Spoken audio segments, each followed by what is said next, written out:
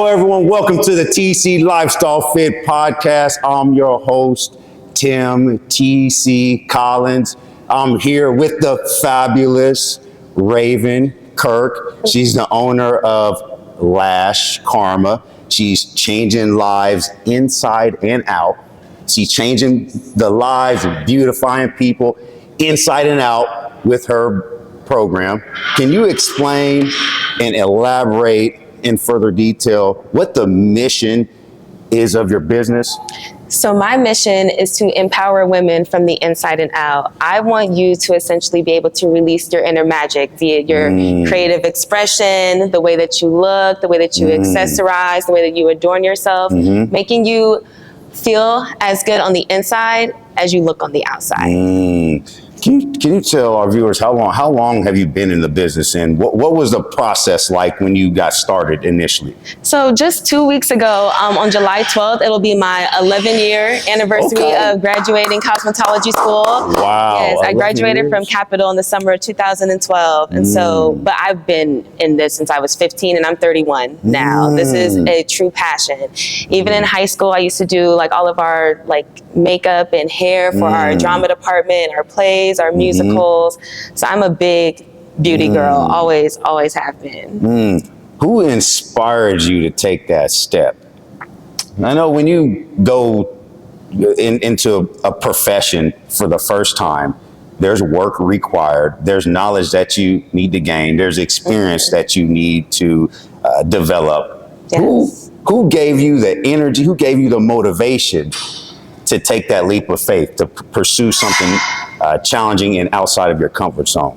So I was the one that really wanted to go to cosmetology school, and it was a lot harder than anticipated. I sucked. I straight up sucked. I was not good at it. I couldn't even hold a comb properly. I didn't know that there was a proper way to hold a comb.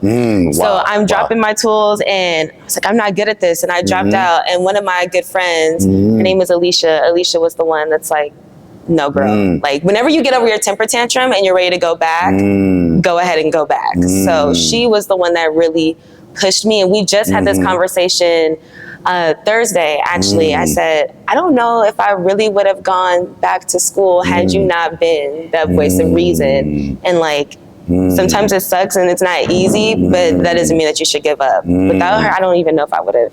Wow, that's the power of having people in your life who are going to push you and propel you forward. I remember this quote, I might be chopping it up a little bit, but it's from Babe Ruth. Don't be scared of striking out. Don't let your fear of striking out prevent you from stepping up to the plate. So can you tell everyone else about how you manage those emotions during that particular time of your life? I learned that it's okay to cry. A lot. I cried a lot. I struggled. I really did. I struggled mentally, emotionally. Beauty school was hard for me. I had that comparison syndrome where I'm looking at everyone else's work. I'm like, I'm not at that capacity. I'm not at that level. But once I took some time away, I took about two, maybe 3 months off from school.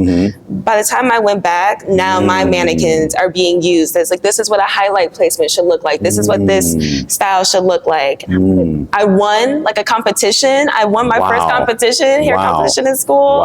So that just taking a break and knowing when I need to take breaks, honoring my emotions. I was very young. I was 19, but I was starting to learn that like, if you don't honor your emotions and the way that you feel, you will absolutely crash and burn. Wow. Honor your emotions. What is your advice for someone who has aspirations to take on the work that you're pursuing right now? It is so corny and cliche, but that remember your why, I think is so important. Because if everyone stops answering their phone, everyone falls off the face of the earth. They don't want to listen to you whine anymore. When it's just you by yourself, you being your voice of reason, you being your encouragement, you have to remember why you started, or you will never be able to finish and see it through. Wow. I know you are incredibly great at what you do. I remember scrolling through the feed, and what sparked my interest and curiosity. I'm always looking for opportunities to share wisdom and knowledge with people in the area of health and wellness. And we talk a whole lot about what we're putting inside of our bodies, but there is an aspect of health that requires us to take care of our skin, our hair, and our nails. And I remember there was this incredible video of a lady who went to your establishment for an eyebrow treatment. And she came up, she was so happy and so excited. And it made me just realize it's not just about the product that you give them, but the service that you, making that customer feel happy when they leave. That is the ultimate gift. How do you do that? I tell you what, Tim, self-care is truly a part of the experience. Feeling good, feeling comfortable, feeling relaxed is a part of the experience. But there is nothing more satisfying than completing the service and giving that mirror over to someone and seeing them cry from happiness, seeing them laugh like that. Oh my God, I've never looked like this before.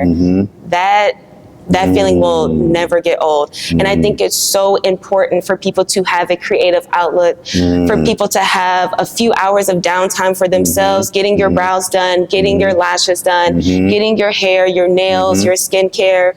All of those things, they make you feel better internally. And naturally, I mean, with the nature of the work, you look better. And when you look good, we know that you feel good. You feel more empowered to do things. You feel more motivation. Like, I'm going to go to the store today because I look so good. And maybe all this week you're like, I don't want to go. I don't want to go. You think like, I just got my hair highlighted. Now I kind of get that motivation to go to the gym because I look good. Ooh, I love that. And maybe it's psychological, maybe it's emotional, all the above, but it really does start from within, but it transfers and goes without. And that, having those two.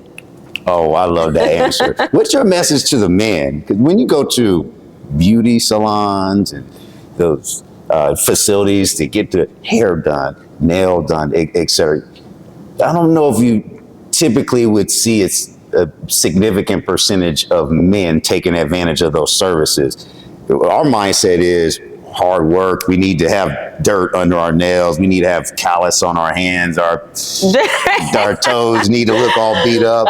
Is that a good perspective to have? What do you think? What is your message to us men in terms of self-care? Do we have permission to get our hair done or get our nails done, get our feet done too? So let me tell you something. I have a secret. Men love coming to Lash Karma.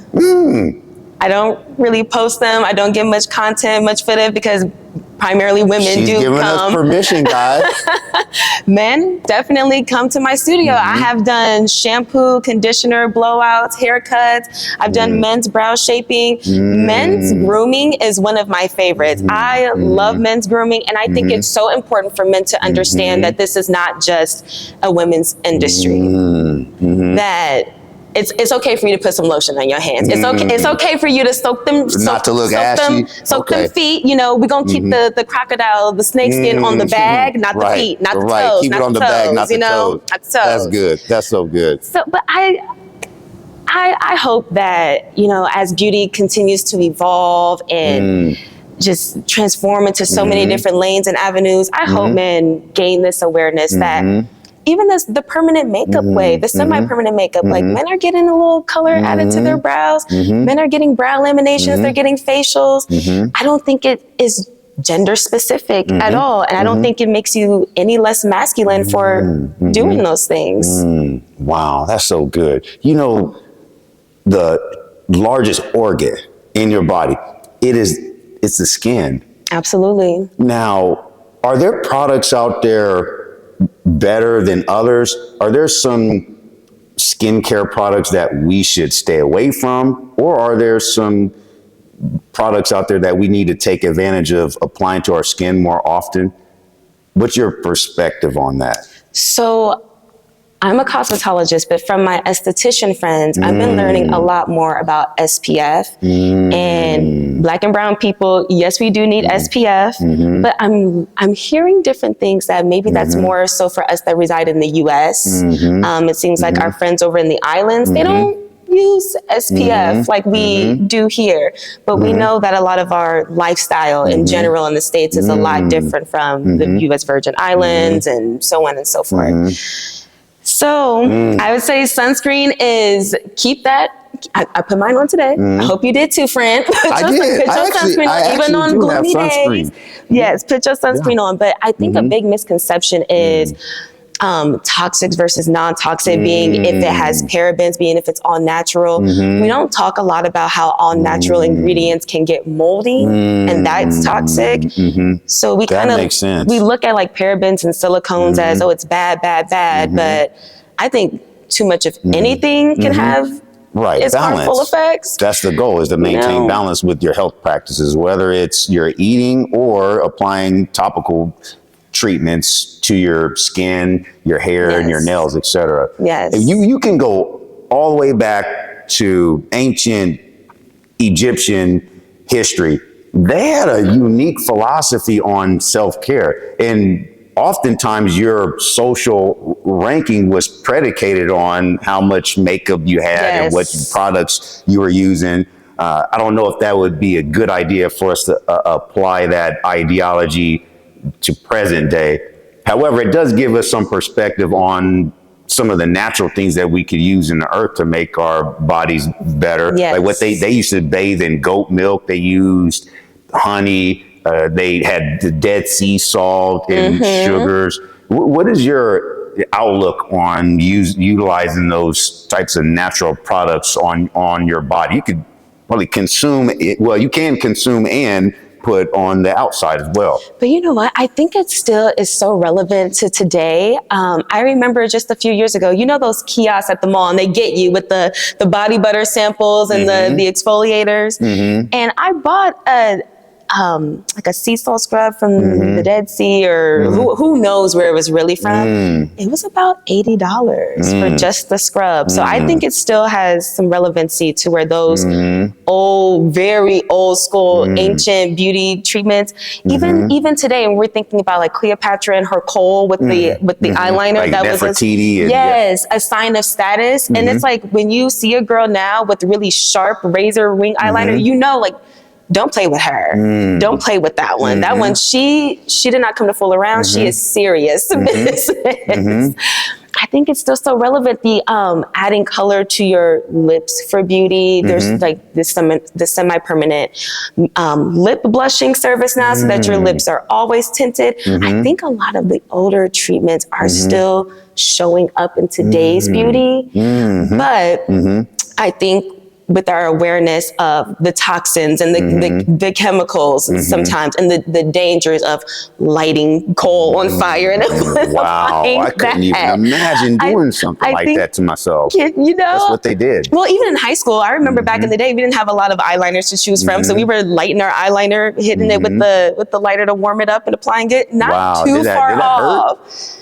You better wait for it to cool down. You better wait for it to cool down a little bit. But then again, no pain, no gain. Right. Wow. That's so amazing. If it doesn't hurt, it's not working. That's right. Wow. Just like with your workout. Wow. It's amazing how all those ideas kind of cross paths with each other. So what's your perspective on mindset? We see our kids out there who are spending a big percentage of their time on, social media, Instagram, which is okay, which is good. I love how we have these platforms that allow us to connect. However, I believe there's too much comparing. I need to be like you. I need to be like you. And if I don't have long hair like this model I see on Instagram, I'm a failure. I'm not beautiful. Now you see all these applications that will change your face, change how your hair looks, change how your eyes look. How do we teach our young ladies and even our young men how to walk in their God-given queenship, their God-given kingship? Be yourself, because your value doesn't come from what you see anywhere other than from God. Absolutely. So what is your continual message to, what would you say to a young person who has struggles in that area? I think that anytime they open a social media app, they should have a sticky note or something that will prompt on their phone that says, comparison is the thief of joy. You hear that? Comparison is the thief of joy. That was the word of the day. There used to be a saying of, That's good.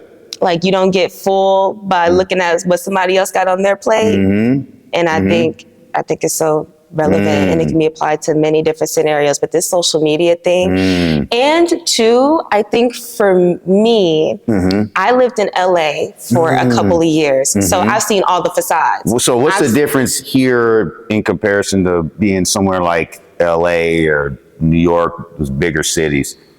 More people, the beach, and more money to fake it till you make it. More of other people's money to play around with, more Airbnbs to stage and make it look like it's your mansion, more cars to rent off the lot, Lamborghinis to flex for the day. It's not what is often portrayed. We don't see that it's 5 people living in a 1-bedroom.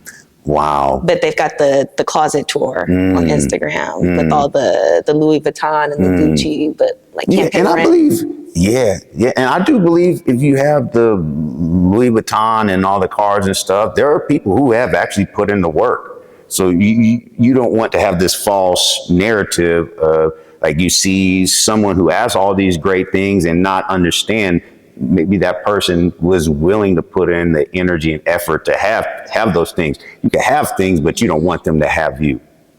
So there's a process of just every day waking up, being grateful, number one, and be okay with the work required. Because as human beings, you're constantly going to need to work hard to achieve.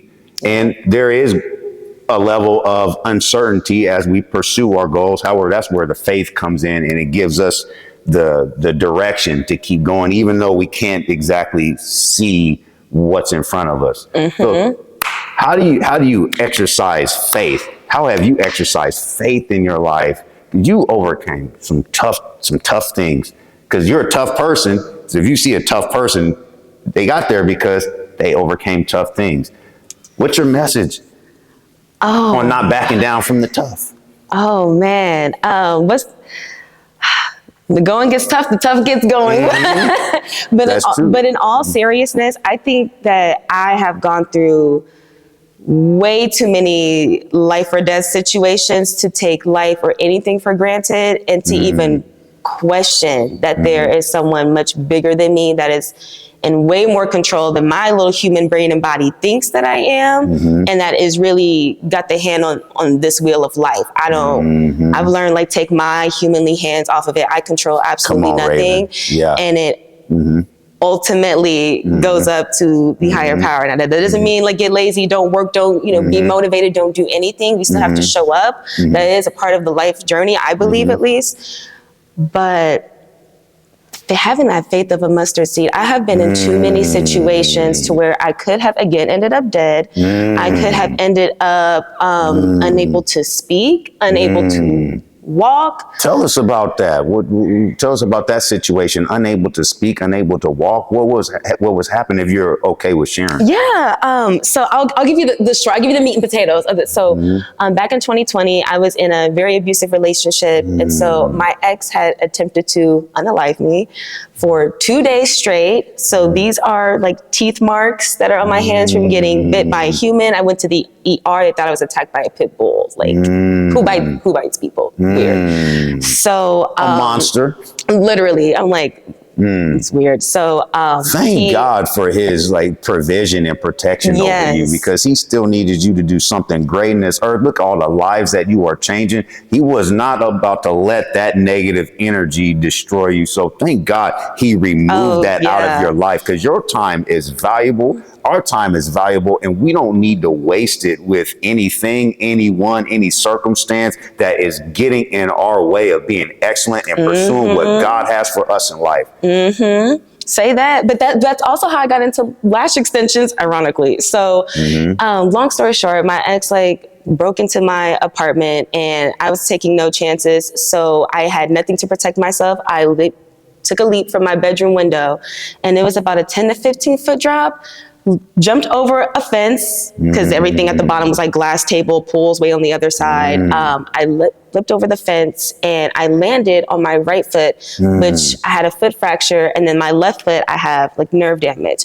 So I do go to physical therapy, like I do acupuncture, yoga now, but to be able to have this, I broke my back, so to have a spinal injury and be able to move and exercise and stretch my body and still do what I love in beauty is the most humbling experience. I had to learn how to walk again. You talk about perseverance. Like, this is a situation that literally could have killed you, but you made a decision not to fall into that trap of disparity. You continue to move forward. You pushed yourself, and look at how successful you are today. And look at all the lives that you are changing today. Absolutely. That is just incredible.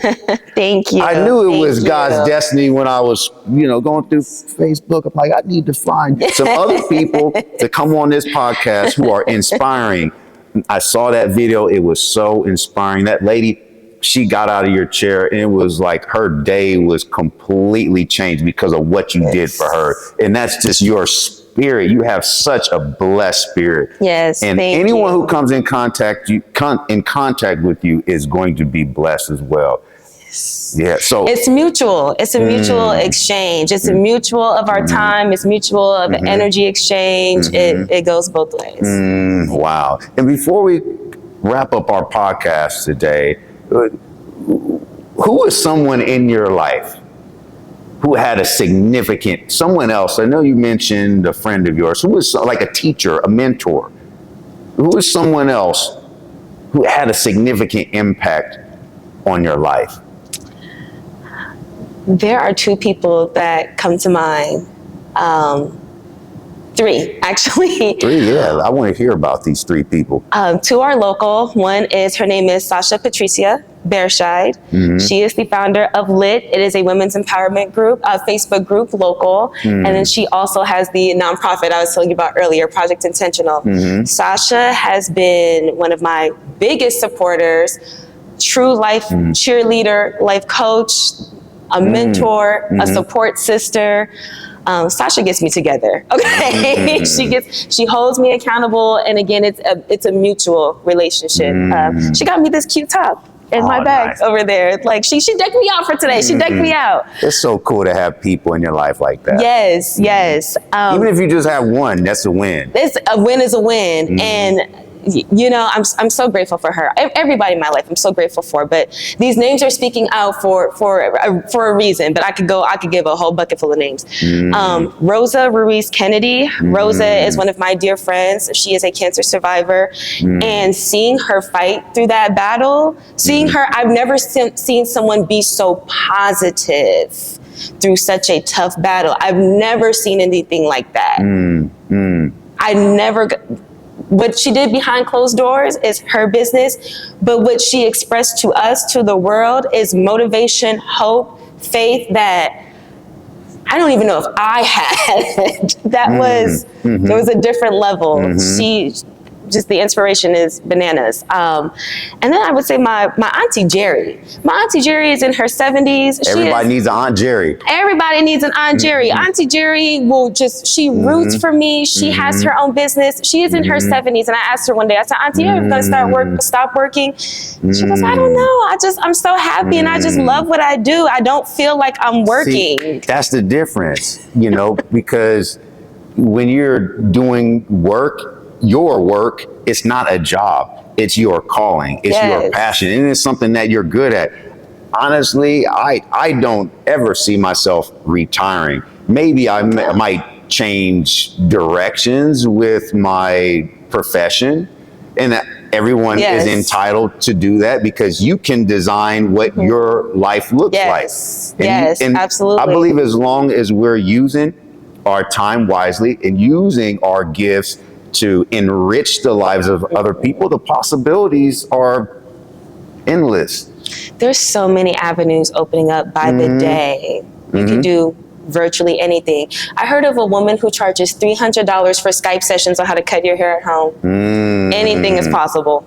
Anything is possible. I love that. Now, one more question. How is your business changing the world, or how would you like your business to change the world? What are some new ideas that maybe you're implementing right now that are making a big difference?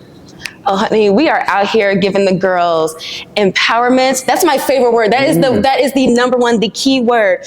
We are out here helping the women embrace their inner magic by being able to show up for yourself in the most divine light, being your biggest support system, having a community to fall back on, sharing resources, sharing guidance, sharing life experiences. We're helping women leave abusive situations, relationships. We're getting women into nonprofits if they need money, if they need clothes, if they need toys for their little ones, if they need toiletries. Really working out here to continue to give back to my community that has always supported me on my best of times, on my worst of times. This is an era of teaching other women how to truly show up for themselves. Wow. Let's clap it up.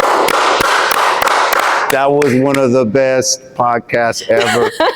I love your energy. I love your mission. And I just appreciate the gift that God has given you. Thank you for blessing our podcast. Let's pound it. And I hope you continue to share that energy with more people, because I know anyone who comes into your life, they are blessed. It's not just about them getting their hair done or their nails done.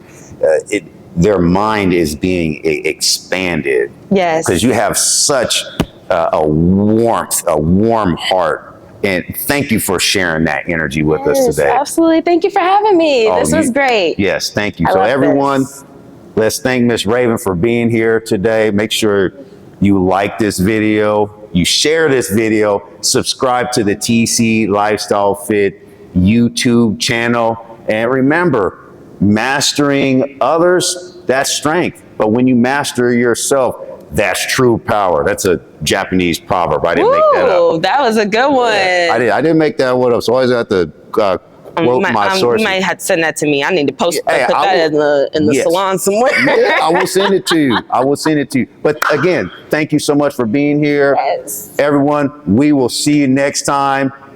Until then, flex those. Let's see. Ooh, she's got it. She's got it. She's been working. She's been working. Yeah. All right. We'll see you all soon. Thank you. All right. Good job, That Raeven. was good.